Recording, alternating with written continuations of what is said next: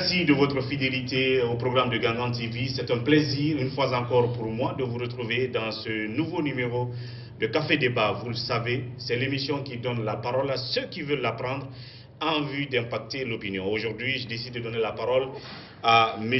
Fodé Abbas Cissé. Il est le porte-parole du parti RGD, Rassemblement Guinéen pour le Développement. Ce parti qui est présidé par Maître Abdoul Kabele Kamara, vous le connaissez sans doute, ancien ministre de la Défense et ancien ministre de la Sécurité d'Alpha Condé, qui a décidé de prendre toutes ces distances de la gouvernance Alpha Condé et qui justement prône une nouvelle vision, de nouveaux objectifs à travers ce parti et qui nourrit des ambitions de briguer la magistrature suprême pour 2020. L'ambition du parti, est-ce que c'est aussi de participer aux élections législatives qui arrivent? Quels sont justement les mots que ce parti dénonce et dont les responsabilités sont à imputer à la gouvernance Alpha Condé, notamment au président lui-même? Ces questions seront donc posées à notre invité, M. Fodé Abbas Cissé. Bienvenue sur ce plateau de Café Débat. Merci beaucoup, M.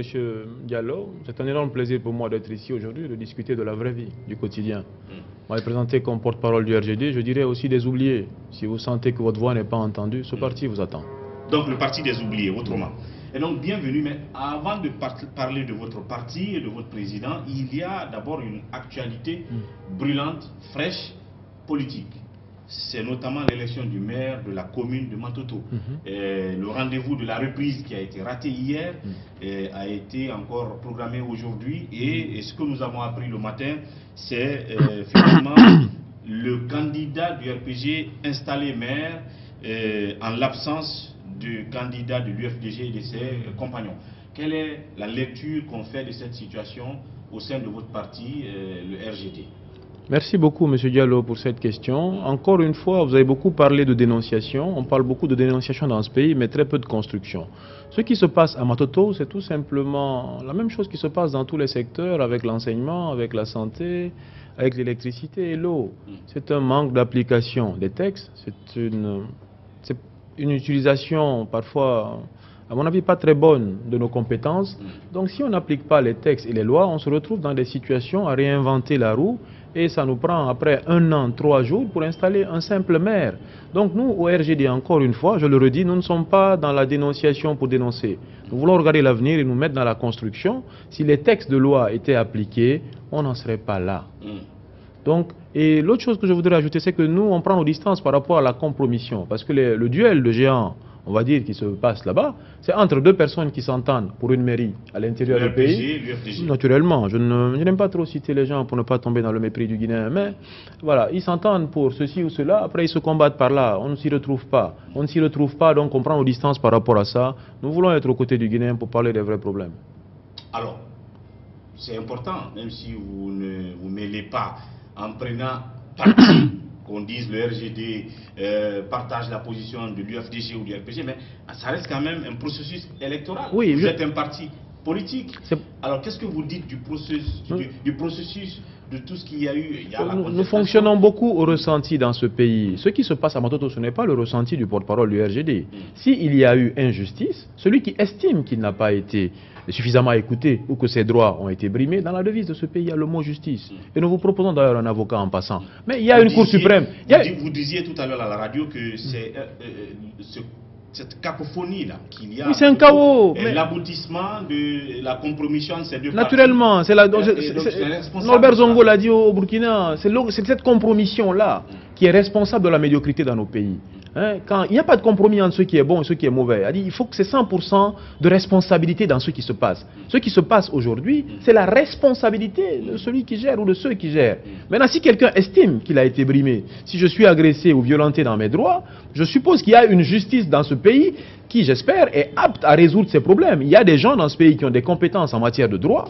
Nous en avons au RGD si vous voulez les consulter, qui peuvent se prononcer de manière plus sérieuse en apportant des articles de la loi fondamentale pour résoudre ces problèmes-là. Il faut qu'en Guinée, on arrête de fonctionner au ressenti et qu'on arrête de réinventer la roue. Un exemple simple, c'est comme au garage. Vous arrivez avec votre véhicule à injecteur, on dit non, nous on ne comprend pas ça, on va vous mettre un carburateur. Ce n'est pas ça, c'est un véhicule à injecteur, il faut apprendre la mécanique et soigner ce problème. Donc, bref, les lois et les textes de ce pays sont clairs depuis 50 ans. Il faut les appliquer. Donc bref, vous dites, si on est là, si on est dans cette situation de pagaille à Matoto, par exemple, en ne prenant que le cas de Matoto, c'est parce que ces deux parties sont responsables, donc qu'ils gèrent la situation là-bas. C'est ce que vous dites. Voilà, c'est clair. Et qu'ils fassent, et qu'ils se rendent au niveau des autorités légales de ce pays, auprès des tribunaux. Il y a la Cour suprême, il y a des tribunaux qui, à mon avis, ont la compétence suffisante. En parlant de tribunaux, justement, il y a la Cour suprême qui a dit récemment qu'elle était incompétente de juger la plainte de l'UFDG qui donc a contesté la décision de Bourema Condé de faire reprendre le processus. Donc vous comprenez bien qu'après le RGD ne vient pas là pour... C'était de la mauvaise foi et nous on ne va pas résoudre ce pourquoi la Cour suprême se déclare incompétent. Soyons sérieux. Nous aujourd'hui nous voulons nous concentrer sur l'avenir parce qu'en Guinée on a l'impression qu'on passe le temps à réchauffer le plat, à redire ce qui a déjà été fait. Il faut bien que vous vous intéressiez. Non, on s'y intéresse. Mais parce pour que le RGD a des militants, ou est censé avoir des militants à Matoto. Le RGD a intérêt qu'il n'y ait pas d'incident dans la commune de Matoto. Mais l'incident est déjà là, le dispositif de force est déjà déployé, il y a eu des affrontements, l'incident est déjà là. Mais pour chasser l'obscurité, encore une fois, nous, RGD, nous pensons qu'il faut proposer la lumière. À force de se concentrer sur ce qui ne va pas, à le ressasser, à fonctionner au ressenti, on se concentre très peu sur la solution. Faisons confiance à nos tribunaux, ne faisons pas de procès d'intention. Nous avons une justice dans ce pays qui doit fonctionner, remettons-lui les outils et laissons-la décider. En tout cas, l'information aujourd'hui, c'est que finalement, le candidat du RPG et son allié de l'UFR, sans doute se sont partagés les postes du bureau exécutif, étant donné que l'UFDG n'était pas là. Maintenant, quelle est la démarche que ce parti va désormais entreprendre? Est-ce que c'est de continuer dans les perpétuelles manifestations pour contester cela, comme à Kindia, ou est-ce qu'ils vont se résoudre et se résigner face à cette situation et l'accepter ainsi pour aller vers d'autres processus, notamment les élections législatives, et faire attention pour rester dans le temps en ce qui concerne l'élection présidentielle de 2020. Je me permets de faire un commentaire, ça prouve encore la compromission, parce qu'un parti qui est supposé dans l'opposition s'allie encore au pouvoir pour prendre une mairie. Oui, ça c'est l'UFDG. Ça c'était des alliances mais même maintenant, avant que Sidia ne décide de partir. Bon, il est parti ou il est encore en alliance? Oui, il est parti de la mouvance. Vous n'êtes pas au courant? Vous faites, Non, mais pourtant il y a une alliance là pour la mairie de Matoto, vous venez de le dire. Bon, c'est ça, on ne s'y retrouve pas. Et c'est de cette compromission dont je parle. Oui, c'est le jour même où il a décidé de ne plus être haut représentant du chef de l'État, il a quand même tenu à dire qu'il maintenait l'accord qu'ils ont eu avec le RPG, c'est-à-dire les soutenir dans la commune de Matoto. Voilà, le problème c'est que ces accords aboutissent à un manque d'eau, d'électricité et de soins pour le Guinéen, et donc nous, on est obligé de prendre nos distances, parce que ce n'est pas la bonne méthode. Ce dont on va parler à présent, c'est-à-dire le divorce entre votre président, Maître Abdoul Kabele Kamara, il a été ministre de la Défense du président Alpha Condé, je crois le premier qui a occupé ce poste à son arrivée, si je ne me trompe. Oui. Alors, après il a été ministre de la Sécurité, avant qu'il ne quitte le bateau, le navire de la gouvernance Alpha Condé. Alors, qu'est-ce qui a bien pu amener Maître Kabele à prendre toutes ces distances? On a vu des gens qui étaient ministres d'Alpha Condé, qui ont été dégommés, qui sont restés, après il les a repris comme conseillers, mais il décide finalement de quitter, de prendre ses distances et de prendre même la tête d'un parti. Qu'est-ce qui a bien pu se passer entre les deux hommes? Il faudra leur poser la question, mais ce que je sais, c'est que le déroulé actuel en est une des raisons suffisantes.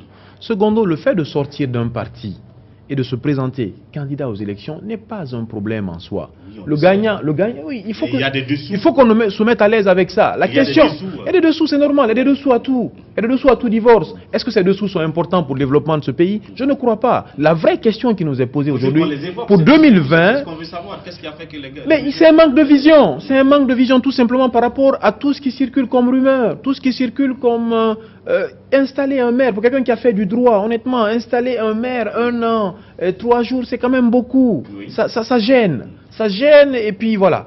Donc il faut qu'aujourd'hui, vous et moi, nous pouvons être dans un process et que la dialectique veuille qu'à un moment donné, nous ne nous entendions plus et que chacun, dans le respect mutuel de l'autre, prenne un chemin différent. C'est ce qu'a dit Maître Kabele. Après avoir exercé mes fonctions du mieux que je pouvais, voilà, et libéré de mes fonctions, j'aurais pu me retraiter. J'aurais pu prendre une retraite paisible et confortable partout dans le monde.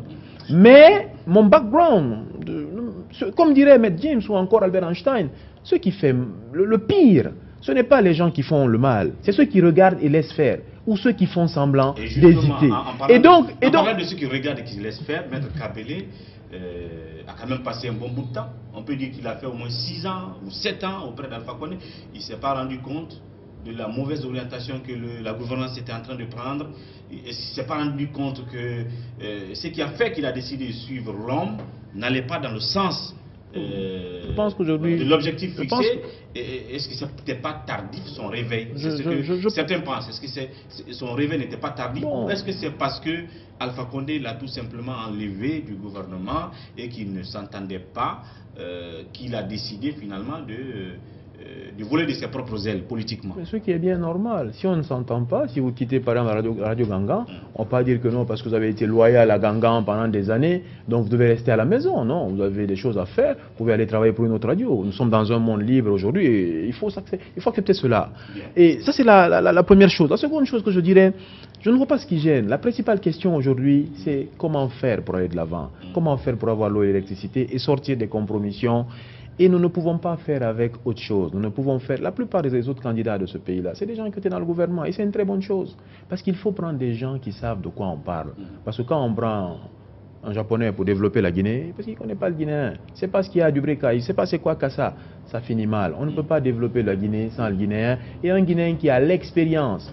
El Kabele, c'est un self-made man, c'est quelqu'un qui s'est bâti tout seul. C'est un enfant de Koya qui a gravi les échelons, qui a quitté ce pays, qui a étudié au Sénégal, qui aurait pu rester là-bas. Parce qu'il était inspecteur général des cours et de la cour et de la magistrature. Il est rentré dans ce pays, il a travaillé dans le public et dans le privé. Et aujourd'hui, nous savons tous que notre principal problème, c'est l'inapplication des lois. Mais quand vous êtes dans un gouvernement, quand il y a eu des relations, il y a une loyauté quand même qu'il faut dans ce pays-là. On ne peut pas continuer dans un certain nombre de choses. Il y avait de la loyauté, il a gardé espoir dans l'optique que les choses changent. Mais après, à un moment donné, il a dit cela ne colle pas avec mon éthique. Cela ne colle pas avec mon intégrité. Donc je décide de prendre les rênes des choses pour impulser ma vision, qui est celle d'une justice sociale et que nous, en tout cas, on loue. Parce que nous ne sommes pas des grands démagogues. Moi, je n'ai jamais fait de politique avant. Je suis un technicien et tous les jours, je vois des gens qui me disent on veut un scanner cérébral. Et quand je leur dis voilà où le faire, dans l'hôpital où je travaille, il n'y en a pas. Quand je dis là où le faire, ils me disent on n'a pas les moyens. Je dis mais il faut une sécurité sociale pour ces gens-là. Qu'est-ce que je leur réponds? Je n'ai pas le temps de penser à pourquoi M. Houri ne s'entend pas avec M. Souma. Non, la question c'est comment on fait pour résoudre ce problème-là. Bien. Et donc, M. Kabele passe au moins 6 ans, 7 ans auprès d'Alpha Condé. Il est d'abord ministre de la Défense. Il se bat pour faire ce qu'il peut, donc pour changer les choses dans son secteur. Après, on l'envoie à la sécurité. Mais tout d'un coup, il se rend compte que ça ne bouge pas globalement et finalement il décide de créer son parti. C'est ce qui est arrivé. C'est pas ce que les observateurs pensent. Politiquement, on se dit non.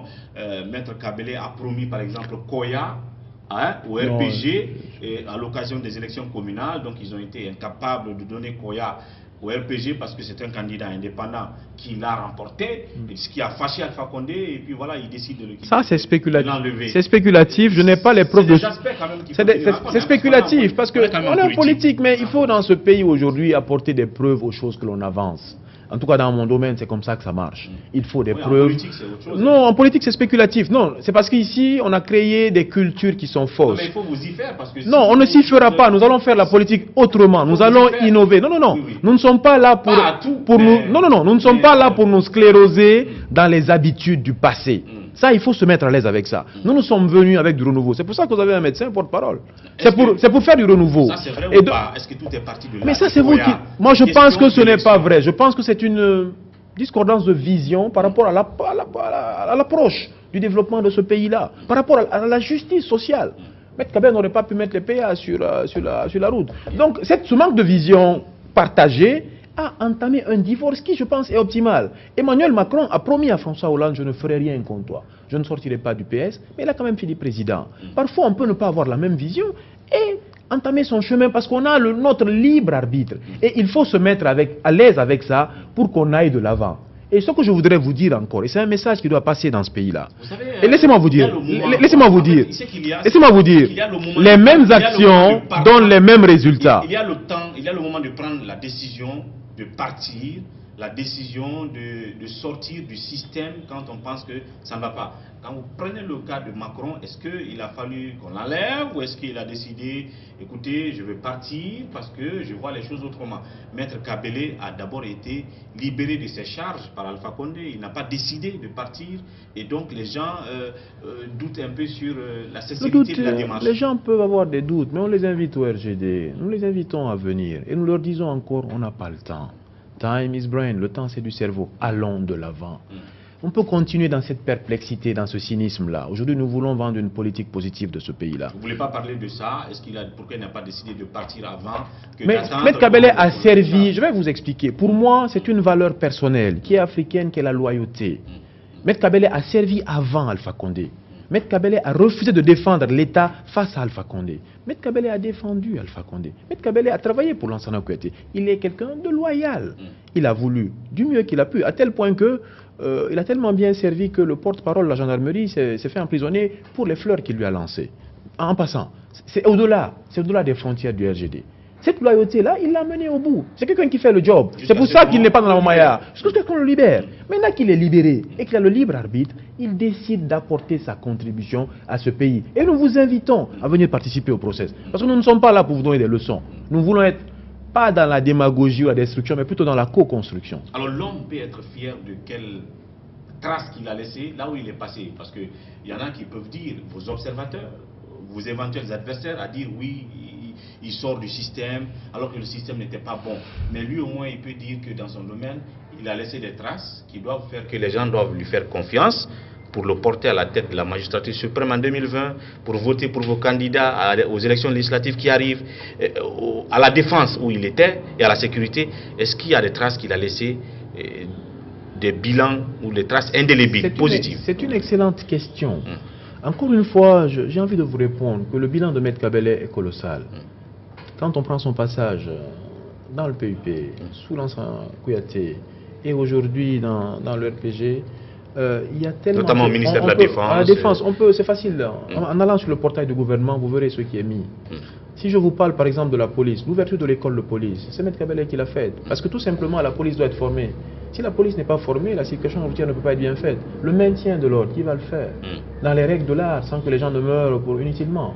Et si je prends par exemple la spécialisation de certains de mes amis, que je connais, qui étaient dans l'armée, dont la formation a été financée comme spécialiste de l'armée, dans le domaine médical. Dieu sait aujourd'hui quel est l'impact ou l'importance de la santé dans notre pays. Si vous allez aux affaires étrangères, la relance, pendant Lansana Kouyaté, de la Guinée à l'international. La diplomatie. Nous, notre participation au concours d'agrégation, par exemple, il y a quelques années en arrière, depuis 2006, la contribution, et cela est documenté, a été payée. Aujourd'hui, je demande aux Guinéens de ne pas fonctionner au ressenti. C'est pour ça que Léopold Sédar Senghor a dit que l'émotion est nègre et que la raison est laine. Il faut que nous raisonnons et que nous fassions des recherches. Si je veux parler de M. Wouri, que je prenne le temps de regarder ses vidéos, que je fasse des recherches sur son parcours et que je compare même les statistiques pendant son passage. Mais le bilan est colossal en termes de réforme au sein de l'armée. La loi de la programmation militaire, c'est lui qui l'a faite en connivence avec l'Union européenne et l'Union africaine. Si nous prenons la mise en place de services de sécurité mixtes entre police et gendarmerie, c'est lui qui l'a fait à tel point que sa préférence a été affinée par un porte-parole de la gendarmerie. C'est pas quelqu'un que je connais. Donc ce bilan sectoriel, il peut s'enorgueillir. Il peut s'enorgueillir pour aujourd'hui aller. Et puis combien de Guinéens aujourd'hui vous pouvez indexer dans ce pays qui ont géré 3 postes stratégiques comme la défense, la sécurité et aux AE? Combien de Guinéens pouvez-vous compter qui ont fait ces 3 postes-là? Et cela lui donne une expérience colossale que nous devons saisir. Parce qu'aujourd'hui, il est temps d'aller de l'avant. It's time. Voilà. Et en parlant de temps, il est temps qu'on observe justement, j'allais dire, la pause dans cette émission. Justement, après la pause, on se retrouve pour continuer notre débat.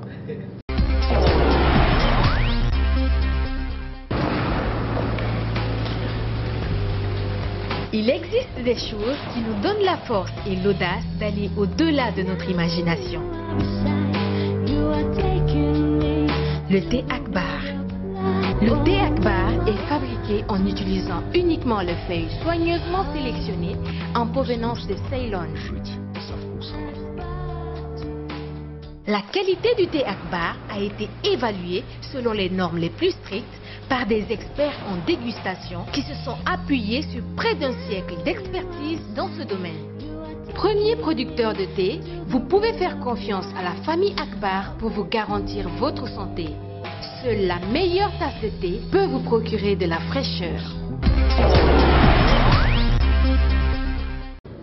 Merci de nous retrouver dans cette deuxième partie de Café Débat qui justement donne la parole au porte-parole du parti RGD, Rassemblement Guinéen pour le Développement, ce parti qui est présidé par Maître Abdoul Kabele Kamara, il faut le rappeler, qui a été ancien ministre de la Défense et ancien ministre de la Sécurité du régime Alpha Condé. Régime Alpha Condé qui, de jour en jour, d'année en année, est mis à dure épreuve, dénoncé soit par ses traditionnels adversaires, mais aussi par ses anciens alliés en termes de non-performance sur le terrain, de la déroute de la gouvernance qui n'est plus fidèle aux promesses d'avant, à la vision d'avant, c'est-à-dire d'avant 2010, avant l'arrivée d'Alpha Condé au pouvoir. Et donc, le porte-parole du parti est donc de Maître Kabele sur ce plateau, M. Fodé Abassissi. Alors oui, on va rester un peu dans le contexte de tout ce qui ont fait que le Maître Kabele décide de porter lui-même une vision,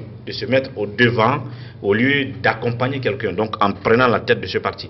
Vous, personnellement, parce que aujourd'hui, ce qui quand même est réel, c'est qu'il a réussi à mettre autour de lui en un laps de temps, depuis qu'il a quitté le gouvernement, un certain nombre de cadres connus dans différents secteurs. Vous êtes dans la profession de médecin, alors le secteur de la santé publique est stratégique et semble figurer parmi les priorités de la gouvernance Alpha Condé. Mais est-ce qu'en réalité, elle est une priorité? Des actions fortes ont été menées là en termes de financement pour que la santé publique bénéficie à tous les citoyens. Quand je parle de la santé dans ce pays, je suis offusqué parce que j'ai eu, grâce à Dieu, la chance d'aller dans de bonnes écoles.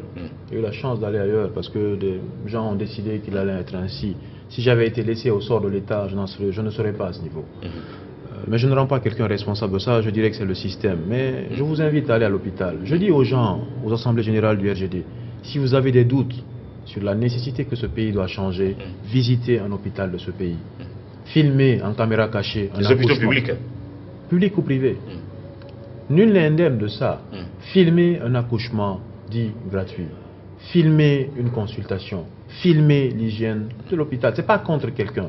Je suis un médecin assermenté. Dans notre serment d'Hippocrate, il a dit que je serai respectueux et reconnaissant envers mes maîtres et que je donnerai à leurs enfants l'instruction que j'ai reçue de leurs parents. Donc, encore une fois, je tiens à rassurer tout le monde que je suis respectueux et reconnaissant des gens, des femmes et des hommes qui donnent leur temps, leur énergie, qui sont morts pendant Ebola, qui vont encore mourir si la fièvre Lassa ne s'arrête pas, parce que tout simplement, il y a une défaillance du système sanitaire. Ce n'est pas une nouvelle qu'on donne aux gens. La preuve, toutes les personnalités, on parlait tout à l'heure de l'ancien maire, l'ancien chef de la délégation spéciale de Matoto, qui n'a pas pu mourir dans son pays. Il a ouvert des écoles qui ont formé des gens comme moi. Moi, j'ai fait 3 ans à Koumandian, la 8e année, la 9e année, la 10e année. Je le connais bien. Je connais ses enfants. Ses enfants ont fait la même classe que mes frères. Et ce monsieur a dû mourir en Tunisie pour des problèmes de cœur, parce qu'il avait mal aux pieds, comme si en Guinée, on n'avait pas un cerveau pour soigner le cœur et les jambes. Ça prouve à suffisance. C'est parce que les équipements n'existent pas. Formation, les infrastructures... il faut mettre le Guinéen au centre. L'équipement, c'est une bonne chose. Mais avant l'équipement, il y a d'abord l'humain. Qui examine qui? Qui interroge le malade? Qui l'accueille à l'hôpital? Pourtant, on dit qu'en Guinée, ce n'est pas les bons médecins qui manquent, mais ce sont les infrastructures, qui les équipements. Il ne faut pas qu'on soit dans le spéculatif. Nous devons prendre le nombre de médecins formés au Sénégal, leur grade académique et le former à la Guinée. Il faut aller demander aux médecins de l'hôpital Ignazdine. Entre travailler au Libéria et en Guinée, n'importe quel médecin qui a le choix va travailler au Libéria parce que le salaire est 5 à 6 fois supérieur à celui de la Guinée. Rien n'est fait pour que le travail soit correctement fait. L'excellence ne se décrète pas par la démagogie. Ce n'est pas par des grands bruits qu'on va avoir des soins de qualité. C'est en formant nos enfants, c'est en ouvrant les écoles, c'est en faisant des maternelles. Si vous voulez acheter un livre de journalisme dans ce pays, où est-ce que vous allez? Si vous voulez acheter un livre de philosophie, vous allez où? Vous avez du mal à acheter un bouquin. Comment voulez-vous prétendre à l'excellence? Comment voulez-vous prétendre à soigner les cœurs des gens quand vous n'arrivez pas à former correctement les gens? Donc le système la formation sanitaire... Il est chaotique. Il est chaotique. Il est chaotique. Il n'y a pas de commentaire à faire là-dessus. La Guinée investit entre 70 et 80 millions de dollars par année dans des évacuations sanitaires pour des pathologies chroniques. Les gens ne peuvent pas se déplacer, aller rester ailleurs pour se soigner. Les Belges se soignent en Belgique, cela doit être dit. Les Suisses se soignent en Suisse, les Français en France. Les Guinéens ne peuvent pas déplacer le problème sanitaire guinéen au Maghreb. Les Guinéens doivent au Sénégal ou au Maroc. Non, ce n'est pas possible. Et ça finit mal, ces choses-là. Et d'ailleurs, le premier évacué, je tiens à vous rassurer, c'est le médecin, parce qu'il connaît encore mieux l'hôpital. Bien. Alors donc, voilà, on va dire, un des exemples que vous pouvez citer pour peut-être démontrer la maladie du système. Je veux dire, du système de gouvernance Alpha Condé. Et donc, Maître Kabele prend la tête de ce parti. Et il y en a qui disent qu'il a créé le parti, on l'a mis à la tête. Dans quelles conditions il est arrivé à la tête du parti? C'est important. Encore une fois, c'est un parti de 27 ans qui a été créé par des intellectuels. Le RGD. Le RGD, le Rassemblement guinéen pour le développement. Le rassemblement. C'est un ancien parti. Oui, qui a un agrément qui date de 1992, qui a été créé par des conseillers, des anciens présidents. Et c'est un parti d'animation et de contribution. C'est des gens qui ont fait des textes, des mémos par rapport à la situation politique et qui les ont déposés. Mais qui, durant tout ce temps, ont senti que les mêmes actions donnent les mêmes résultats. C'est Einstein qui a dit ça. Les mêmes actions donnent les mêmes résultats. Donc ils ont dit, bon, mais dans ce panel de gens expérimentés, faisons table rase de notre émotion et tout ça. Qui peut appliquer la loi? Parce qu'in fine, c'est de ça qu'on parle. Je vous mets au défi de prendre 20 structures dans ce pays, de prendre le règlement intérieur et de demander aux gens, est-ce que le règlement intérieur de votre structure est appliqué? Commençons par Ganga. À la lettre. À la lettre. Est-ce qu'il est appliqué? Mais s'il n'est pas appliqué, comment espérons-nous avoir des résultats? C'est pour ça que, comme dirait un des cadres du parti, ça se résume en 2 mots, justice sociale. Et nous avons un avocat à vous proposer. Et nous vous invitons. Et c'est ainsi que le choix est tombé sur Maître Kabele et que nous soutenons avec vigueur et conviction. Et donc Maître Kabele à la tête de ce parti, quelles sont les ambitions? Parce que nous sommes proches des échéances électorales majeures. Les législatives que la CENI doit planifier très rapidement, d'ailleurs qui doit aller en retraite ces jours-ci, et la présidentielle de 2020. Donc est-ce que votre parti est déjà ambitieux de présenter des candidats aux législatives à venir, et est-ce que Maître Kabele va briguer la magistrature pour 2020? C'est une évidence. Quand vous avez été ministre de la Défense, des Affaires étrangères, de la Sécurité, vous n'allez pas vous battre pour être maire. La logique voudrait que voilà, toute cette expérience acquise soit mise à la disposition de l'enfant de Kassa, à la disposition, la sécurité. Elle est bonne aussi pour l'enfant de Zérékoré. Il faut penser à lui. Moi, je parle devant vous parce que je suis né à Kouléondi, je suis déjà instruit. Si j'étais né à Lola ou à Kassa, je ne sais pas que je dénigre ces zones-là, ou à Dubreka même, chez moi, je n'aurais pas ce discours-là. Donc, je remercie Dieu, mais je remercie aussi mes parents. D'ailleurs, j'en profite pour leur dire merci pour l'éducation que j'ai reçue. Cette éducation, elle doit être transversale. Elle doit être disponible partout. À Paris et à Marseille, l'éducation est la même. Donc, Maître Kabele ira aux élections présidentielles, il l'a dit. De 2020. Oui, naturellement. Et vous présenterez des candidats pour les ça va de soi. qui Nous sommes prêts à rentrer dans le match politique de la Guinée. Parce qu'encore une fois, le pire, comme a dit un des grands chanteurs français il n'y a pas longtemps, ce n'est pas ceux qui font le mal, ceux qui regardent et laissent faire. Et aujourd'hui, nous voulons rentrer dans le match politique. Et ça veut dire que vous avez une base politique? Ou est-ce que vous, nous avons des bases faites du bruit? Est-ce que vous êtes installé partout sur l'étendue du territoire? Parce qu'après, on ne peut pas prétendre aller à la présidentielle si on est juste à Conakry ou à Koya, je ne sais pas. Nous vous invitons aux AG du RGD pour voir les nouveaux adhérents. Ça vient de partout. Les gens recherchent cet espoir-là. C'est un parti transversal. Transversal. Et qui va poser des actions. Les choses comme l'ethnocentrisme seront combattues avec vigueur et conviction comme le racisme. Nous allons nous mettre ensemble parce que chacun a sa place et son rôle à jouer pour le développement de ce pays-là. Donc vous allez voir que l'implantation se fait de partout. En Guinée forestière, vous verrez les gens de Kassa. Nous ne sommes pas dans la démagogie ou dans la division culturelle. Nous voulons aller de l'avant. C'est important justement, le message que ce parti a. Parce qu'il y a tellement de partis, il y a tellement de gens qui prônent le changement, la rupture, les grands axes de la vision de votre parti. C'est quoi au juste pour briser tout ce qu'on a aujourd'hui, tout ce qu'on dénonce aujourd'hui? Les grands axes de la vision de notre parti, le RGD, s'articulent autour de 3 points. Le premier point, indéniable, le grand pilier, c'est la restauration de l'autorité de l'État. Si l'État ne peut pas restaurer le code de la route, si l'État ne peut pas restaurer le travail, si l'État ne peut pas parler de Pôle emploi, de la justice, comme on parlait de Matoto, et de la solidarité, on ne peut pas aller de l'avant. Ça, c'est le premier pôle, la restauration, la politique. Il faut que l'État soit présent partout et applique les lois. Deuxième point, c'est l'économie. On veut faire de la santé, on veut faire du journalisme, on veut faire des routes. Mais quels moyens avons-nous? Quelle est la production nationale? Quelle est la productivité du Guinée aujourd'hui? Nous devons nous voir tels que nous sommes et être responsables par rapport à notre niveau et voir est-ce que nous sommes un pays avec une culture qui a une fiabilité mondiale. Les Japonais pourraient prétendre. Les Guinéens peuvent-ils prétendre à cela? Donc aujourd'hui, nous voulons parler des questions économiques, de la maîtrise de la comptabilité nationale. Parce que moi, à l'hôpital, je sais que quand le patient vient, ce n'est pas avec mes discours que je fais marcher le handicapé.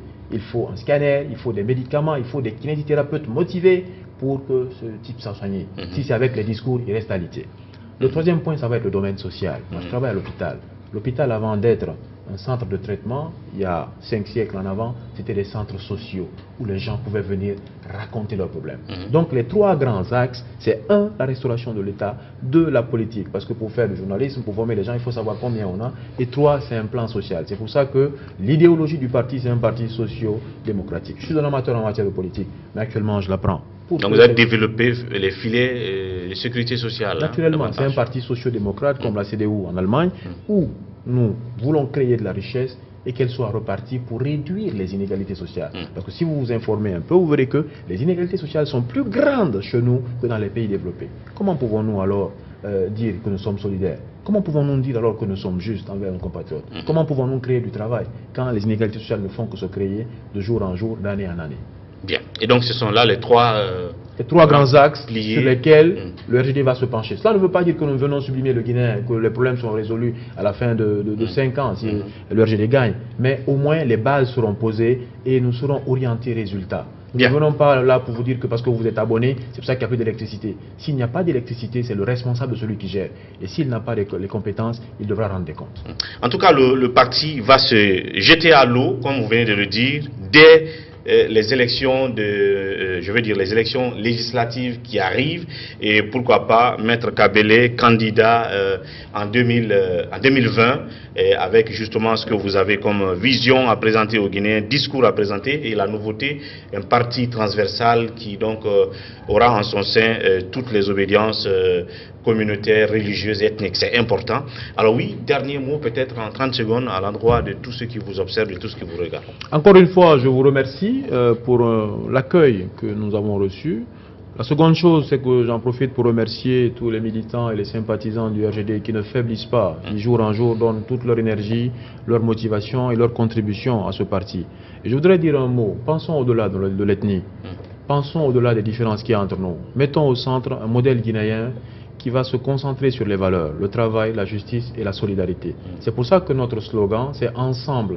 Tout est possible. Parce qu'il faut qu'on se mette ensemble. Une équipe désorganisée ne peut pas gagner. Et c'est en nous mettant ensemble que nous pouvons être fiers de notre pays. Et pour tous ceux qui estiment qu'ils sont frustrés, comme moi, qui doivent discipliner leur déception tous les jours dans leur travail, tous ceux qui estiment qu'ils ne sont pas écoutés et qu'ils veulent donner leur contribution à ce pays, je les invite au RGD à poser les questions au cadre et à venir contribuer pour que le développement de ce pays ne soit plus que des beaux discours. Et donc, où est le siège du parti? Votre siège, le siège du parti est à Matam. Je laisserai mon contact pour bien vous l'indiquer. Voilà. Et vous tenez vos assemblées, c'est important? Parce que la capacité de mobilisation d'un parti, c'est de voir combien de personnes viennent à régulièrement, tous les samedis à 11h, nous vous invitons à Matam où il y a le siège du parti. Bien. Voilà, merci M. Fodé. Ce n'est que le début d'ailleurs. On vous retrouvera à d'autres échéances, à d'autres occasions. Merci beaucoup. Avec plaisir. Merci beaucoup, M. Diallo. Voilà, mesdames et messieurs, c'était tout pour ce numéro de Café Débat. On se retrouve demain pour un autre numéro. D'ici là, prenez soin de vous et au revoir.